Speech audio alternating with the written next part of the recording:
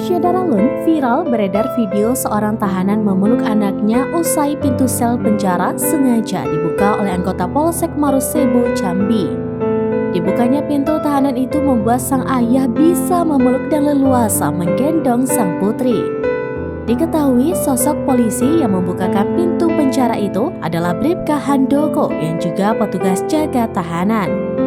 Handoko mengaku iba ketika melihat ada anak kecil yang datang ke penjara saat waktu berbuka puasa tiba.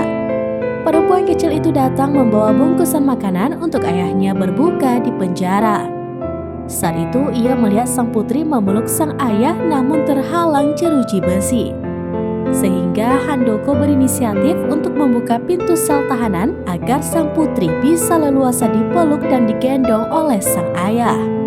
Ia mengaku saat itu tidak berpikir panjang, apalagi berpikir dirinya melanggar SOP. Handoko langsung mengambil kunci dan membuka pintu sel penjara. Namun ia tetap menaruh kehati-hatian dengan menutup dan mengunci pintu sel tahanan pada lapisan kedua yang tepat berada di belakangnya. Ia pun mengatakan sudah bukan lagi zamannya polisi arogan.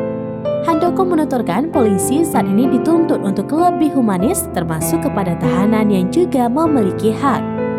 Handoko mengatakan sang ayah dari anak tersebut sudah 54 hari mendekam di penjara atas kasus pencurian dengan pemberatan sebagaimana dimaksud pasal 363 Kitab Undang-Undang Hukum Pidana atau KUHP.